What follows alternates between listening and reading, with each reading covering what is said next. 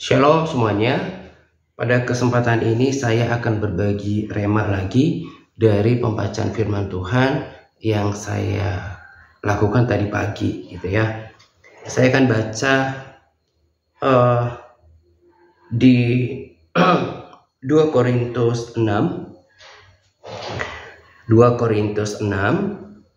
ayat yang ke 11 sampai dengan ke 18 ya. Di sini dituliskan judulnya, jangan ada lagi noda kekafiran gitu ya. Hai orang Korintus, kami telah berbicara terus terang kepada kamu, hati kami terbuka lebar-lebar bagi kamu, dan bagi kamu ada tempat yang luas dalam hati kami, tetapi bagi kami hanya tersedia tempat yang sempit di dalam hati kamu. Maka sekarang supaya timbal balik, aku berkata seperti kepada anak-anakku, bukalah hati kamu selebar-lebarnya. Janganlah kamu merupakan pasangan yang tidak seimbang dengan orang-orang yang tidak percaya. Ya. Sebab persamaan apakah yang terdapat antara kebenaran dan kedurhakaan, atau bagaimanakah terang dapat bersatu dengan gelap? Persamaan apakah yang terdapat antara Kristus dan Belial? Apakah bagian bersama orang-orang percaya dengan orang-orang yang tak percaya? Apakah hubungan bait Allah dengan berhala? Karena kita adalah bait dari Allah yang hidup menurut firman ini. Aku akan diam bersama-sama dengan mereka. Aku akan diam bersama-sama dengan mereka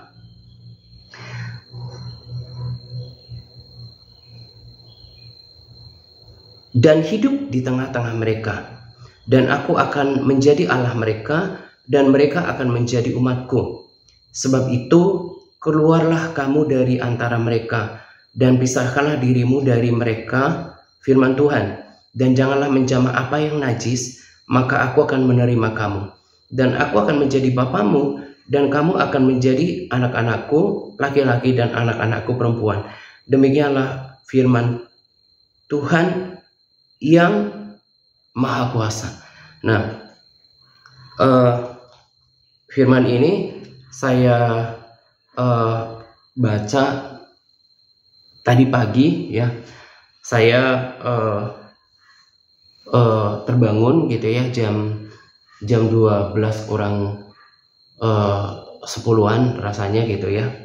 Yang saya biasakan ketika saya terbangun ya, itu nggak kebetulan gitu ya. Saya berdua dalam bahasa roh tentunya. Lalu yang saya ambil adalah antara gitar atau Alkitab gitu ya, yang di dekat saya gitu ya. Lalu saya baca ayat yang tadi itu seperti ayat yang melompat di hati saya gitu ya. Jadi kita yang sungguh-sungguh sudah menikmati pembacaan firman Tuhan, lalu kemudian kita yang sudah dibukakan mata rohaninya gitu ya, dibukakan pikirannya tentang firman Tuhan, maka kita nggak membaca firman Tuhan itu lagi seperti tulisan biasa yang tidak bersuara. Karena Yohanes 1 ayat 1 berkata bahwa pada mulanya adalah firman itu bersama-sama dengan Allah, dan firman itu adalah Allah sendiri. Ya, perkataan nafas Tuhan sendiri gitu ya. Jadi kalau kita sudah hidup dalam pembacaan firman Tuhan, bergaul dengan firman Tuhan, ini tidak bermaksud melebih-lebihkan ya. Tetapi firman itu akan kita rasakan seperti Tuhan sendiri berbicara kepada kita. Dan ini sangat menghiburkan hati hati saya gitu ya. Tadi malam itu memang sudah tidur sekitar 1 jam 1/4 gitu ya. Jadi sudah bugar. Yang saya percaya, yang saya hidupi, kalau saya terbangun, apalagi sudah dalam keadaan bugar, itu berarti Roh Kudus membangunkan saya untuk do something. Ya, mungkin baca firman atau menyembah Dia. Dan memang saya lanjutkan setelah baca firman ini, saya menyembah Tuhan gitu ya. Saya bersekutu dengan Tuhan, dan ada pokok doa yang memang Tuhan taruh di dalam hati saya gitu ya. Saya menyembah, saya bersyukur, saya berdoa, dan saya mendoakan pokok doa tertentu ya. Jadi kalau kita sudah menjadi Kristen yang punya persekutuan pribadi dengan Tuhan, maka hal-hal seperti ini kita akan alami. Kita akan mengalami firman Tuhan itu seperti suara Tuhan sendiri yang berbicara langsung kepada kita. Karena tidak mesti kita dengarkan suara Tuhan yang audible. Justru perkataan Tuhan yang lengkap itu ada di dalam firman Tuhan. Ya, Dia akan berbicara kepada kita, dan Dia akan melakukan sesuatu di dalam batin kita, menghiburkan kita, menguatkan kita gitu ya. Dan saya menikmati hadirat Tuhan, saya menyembah. Bahkan malamnya itu juga hampir 2 jam rasanya saya menyisakan waktu, bukan menyisakan ya, menikmati waktu bersama dengan Tuhan, mulai berbahasa roh, menyembah. Malam hari saya nikmati hadirat Tuhan gitu ya. Dan tadi saya katakan, selain kita menikmati firman Tuhan yang hidup, kita juga akan peka. Dan itu bukan melebih-lebihkan, karena firman Tuhan berkata bahwa aku akan diam bersama-sama dengan mereka dan hidup di tengah-tengah mereka. Ya, itu seperti bicara ke dalam hati saya bahwa meyakinkan saya bahwa Tuhan itu ada di dalam dirimu dan di tengah-tengahmu. Ketika saya sendiri, saya bukan cuma percaya, dan saya harus merasakan bahwa ada Tuhan di dalam batin saya, di dalam hidup saya. Itulah kesaksian yang benar tentang orang yang sudah mengalami Tuhan. Ya, saya tertarik ketika Bishop Samuel Pata katakan bahwa kita percaya bahwa Tuhan beserta kita. Ya, karena kita percaya. Tapi permasalahannya adalah, apakah setiap kita merasakan Tuhan? Jadi tingkat yang lebih tinggi daripada mempercayai adalah Tuhan itu Immanuel, Allah yang beserta kita. Tahap lanjutannya adalah bahwa kita harus punya kesaksian pribadi dan mengalami Tuhan di dalam keseharian kita, dalam hidup kita. Jadi Allah beserta kita itu bukan hanya sekedar iman lagi. Ya, itu perlu, itu bahkan mungkin awal gitu ya. Tetapi harus dilanjutkan dengan kesaksian bahwa Tuhan itu dirasakan, disaksikan kehadirannya di dalam diri kita, diimani dan dirasakan bahwa Dia tinggal di dalam kita. Kalau begitu, kalau Tuhan ada di dalam kita, kalau Tuhan itu hidup di tengah-tengah kita, apa yang harus perlu kita takutkan dan khawatirkan? Maka sangat beralasan ketika Yesus berkata, jangan takut, jangan khawatir, ya, jangan gelisah hatimu, karena memang Roh Kudus adalah pribadi Yesus sendiri, ya, itu tinggal di dalam kita. Ada salah seorang hamba Tuhan dari luar negeri menjelaskan bahwa Roh Kudus itu adalah pribadi Yesus yang maha hadir di segala tempat. Ya, kalau Yesus ketika 2000-an tahun yang lalu dia berada di satu tempat secara fisik, ya memang dia akan ada di situ. Tidak misalnya dia berada di rumah Maria dan Marta, tidak mungkin pada saat yang sama dia berada di tempat lain.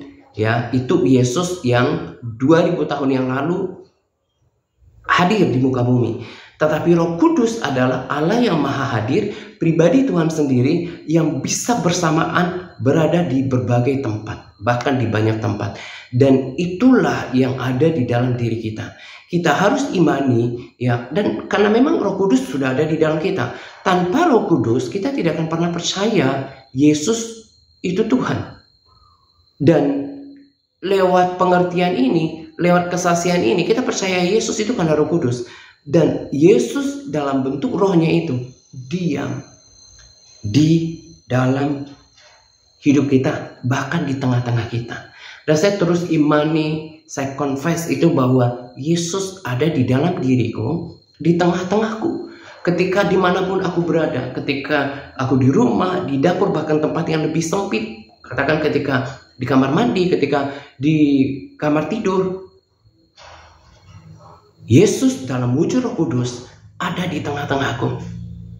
Dia Allah yang menyertai, dia Allah yang peduli, dia Allah yang mengasihi aku. Ya, saya pagi hari, ya, setiap hari lah, bukan cuma dari pagi hari, tapi saya mulai dengan pagi hari. Selain berbahasa roh, saya lakukan faith confession.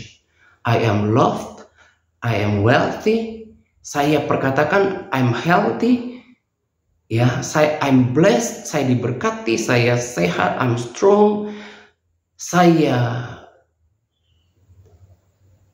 dicukupkan oleh Tuhan. Saya perkatakan perkataan yang positif, dan itu perkataan dari firman tidak akan pernah kembali dengan sia-sia. Ketika saya mandi, gitu ya, roh saya itu melonjak dan jiwa saya itu bersuka. Betapa kita yang punya Yesus, sama seperti Paulus katakan, emang dia sih cuma tukang tenda selama hidupnya. Tetapi dikatakan bahwa kami punya segala sesuatu, karena menurut Paulus punya Yesus itu punya segala sesuatu. Dan ketika saya mandi, saya renungkan, sungguh ya, kita ini adalah orang-orang yang sangat bersyukur. Karena kita punya pengharapan di depan. Kita akan bertemu muka dengan Yesus yang pernah datang 2000-an tahun yang lalu.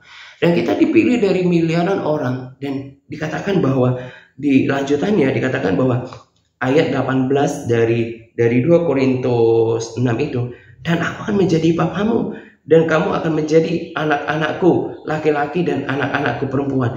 Demikianlah firman Tuhan yang maha kuasa. Ya, saya beberapa waktu yang lalu ngobrol-ngobrol sama anak-anak di sini, gitu ya. Saya tanya ngobrol-ngobrol sih tentang jajanan, gitu ya. Saya kasih tahu mereka, kalau bisa kamu itu belajar menabung. Ya, jangan ketika dikasih uang jajan kamu habiskan semuanya, gitu ya. Langsung cerita tentang masa kecil, gitu ya. Saya cerita ketika dulu waktu sekolah, karena saya anak bungsu, papa saya bolehin saya itu ambil uang jajan sendiri dari kantongnya, gitu ya. Gak dikasih kayak kakak-kakak.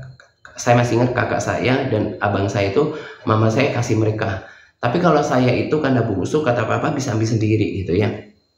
Nah, papa saya cuma orang biasa, ya, bukan orang yang kaya. Tetapi ini hanya contoh kecil saja, ya. Bagaimana ketika saya menjadi anaknya, menjadi anak seorang bapak, dikasih. Dan memang karena saya bukan berarti karena dikasih kepercayaan lalu kemudian tidak mempedulikan, gitu ya, tidak mempedulikan keadaan papa saya, sehingga saya ambil sesuka-suka, bahkan ambil uang itu untuk disalahgunakan, tapi saya menjaga kepercayaan itu. Dan mungkin karena papa saya juga monitor, gitu ya, kita kan tahu ya di saku ini uangnya ada berapa, gitu ya. Dan papa saya mungkin berpikir bahwa wajar, ya, ada sebuah angka yang wajar yang saya ambil, gitu ya. Bisa dipercayakan ambil sendiri uang jajannya. Saya mengucap syukur untuk papa yang Tuhan berikan, gitu ya. Itu membuat saya mudah untuk memahami Bapa surgawi. Bapak yang mengasihi saya, gak pernah pukul, gak pernah melakukan kekerasan, Bahkan dari contoh sederhana itu bagaimana papa saya seperti mengajarkan bahwa milik papa saya itu milik saya gitu ya. Saya diberikan hak untuk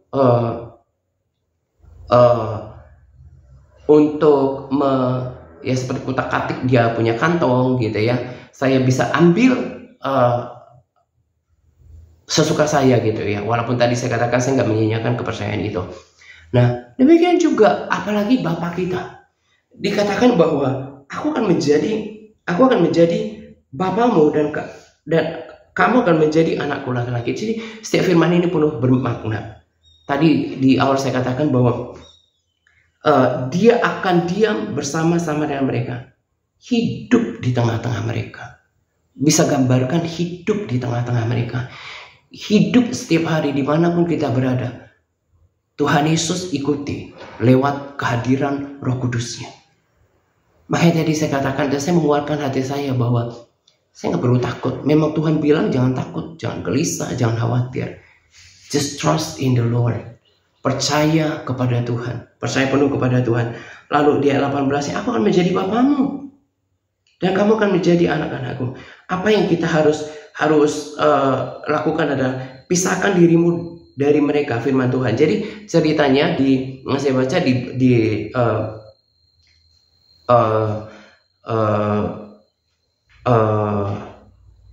Bible study ini, penjelasannya bahwa ini dituliskan oleh Paulus untuk menasihati orang-orang di Korintus karena mereka itu terlibat dalam mempersembahkan persembahan kepada berhala-berhala ya, di kuil-kuil gitu. Nah, tetapi ini juga kan tidak selalu berarti seperti itu. Tetapi kalau dalam prakteknya kata firman bahwa pisahkan dari dirimu dan mereka, jangan menjamah apa yang najis. Segampang itu syaratnya. Jangan menjamah apa yang najis. Jangan menaruh di dalam hati kita apa yang najis. Jangan menaruh di dalam pikiran kita apa yang najis. Jangan terlibat dengan tubuh kita yang adalah bayi Roh Kudus dengan apa yang najis. Jangan memandang, jangan melihat, jangan menikmati sesuatu yang najis. As simple as that. Sesimpel itu. Kita mau menjadi anak Tuhan. Itu menjadi syarat untuk menahan keberadaan Allah di tengah-tengah kita. Kalau sudah terhibur dengan firman Tuhan seperti ini, maka hidup itu akan dijalani dengan ucapan syukur, dengan kekuatan Tuhan. Ini harapan saya kepada orang yang saya layani itu ya. Membaca firman Tuhan itu bukan lagi seperti sebuah keharusan, rutinitas, apalagi paksaan, tetapi sebuah kebutuhan, sebuah kesukaan gitu ya. Contoh sederhana saja, kalau saya pagi hari itu ya, kalau benar-benar nggak puasa total gitu ya, saya pasti cari kopi pahit. Itu sangat membantu saya untuk fokus, kemudian untuk membagikan semangat saya gitu ya. Sesuatu yang memang saya nikmati, jadi bagian dari hidup saya gitu ya. Firman juga seperti itu. Tak akan lagi berhenti untuk menikmati firman Tuhan, karena Tuhan berbicara, menghibur, mengajar lewat firman Tuhan. Orang yang mencintai firman Tuhan itu akan kuat, semakin mengenal Tuhan, mendengarkan Tuhan berbicara, nggak akan bisa diselewengkan.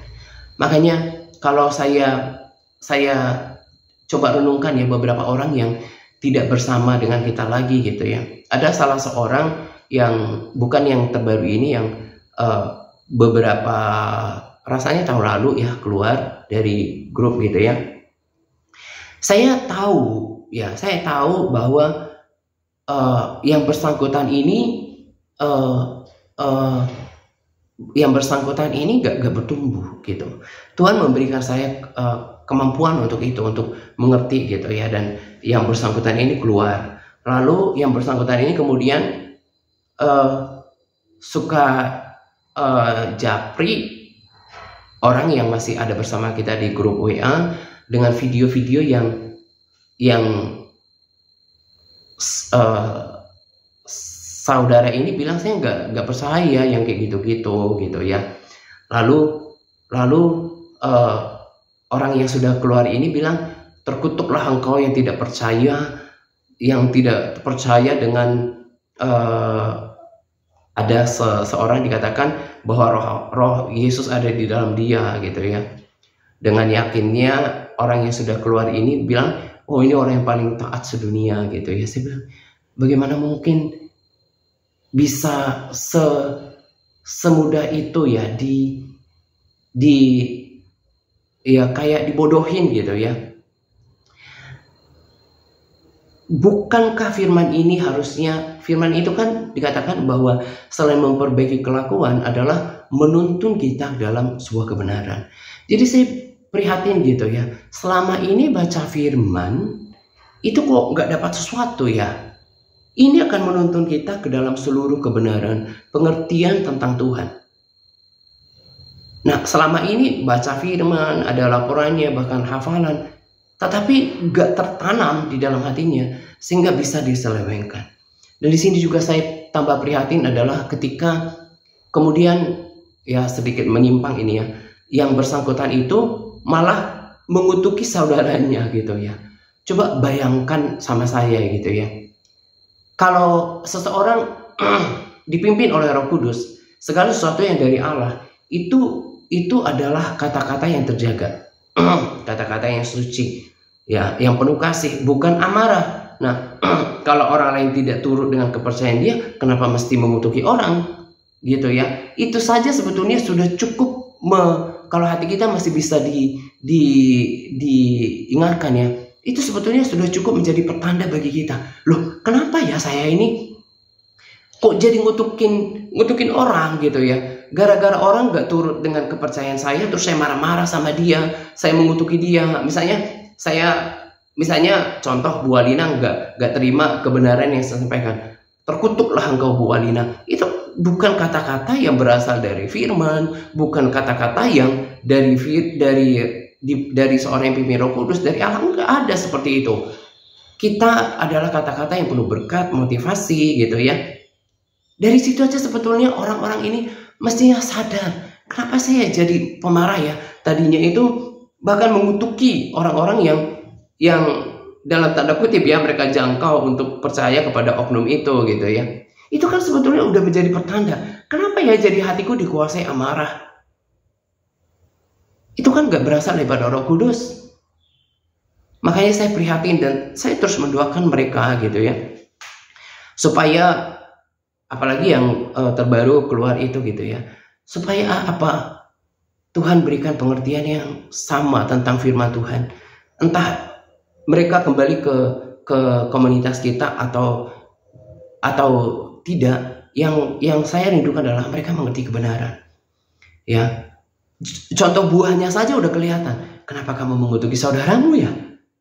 Terkutuklah orang yang gak percaya sama kalau roh Allah ada pada orang ini, terus dia mengagung-agungkan orang itu sebagai orang yang paling taat sedunia.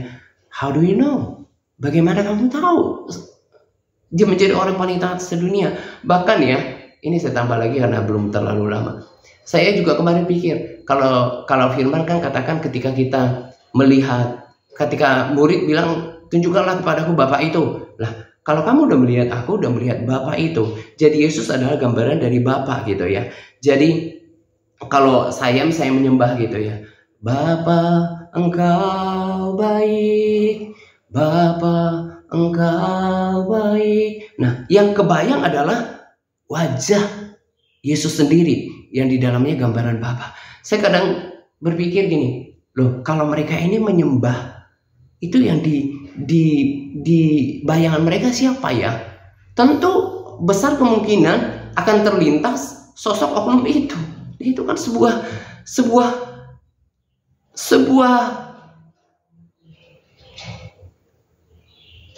prinsip atau kepercayaan di luar daripada kebenaran firman Tuhan gitu ya.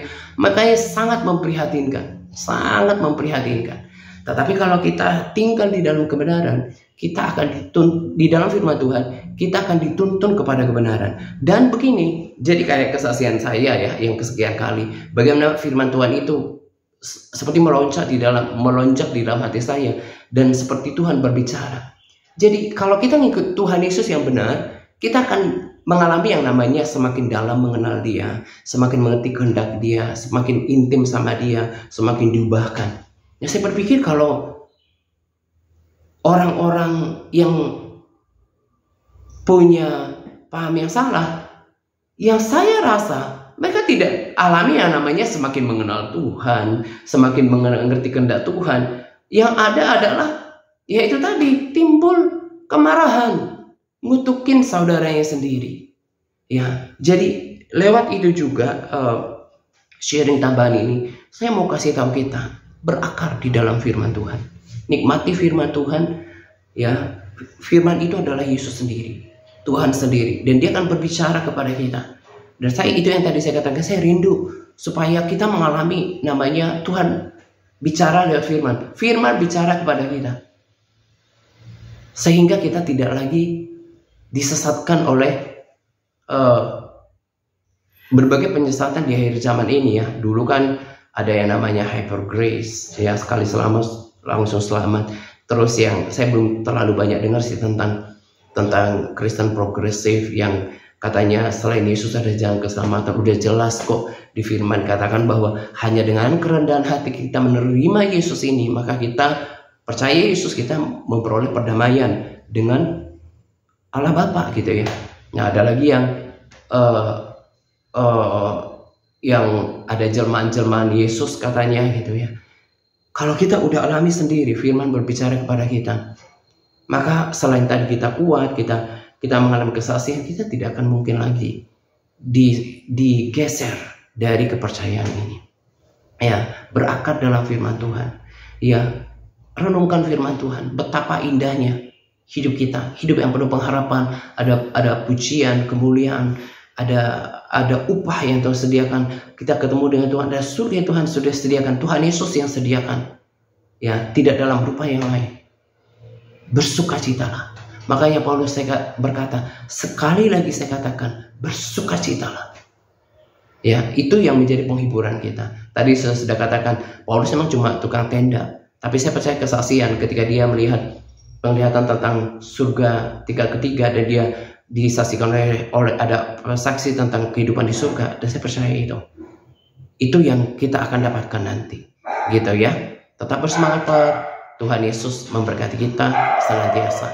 Amin.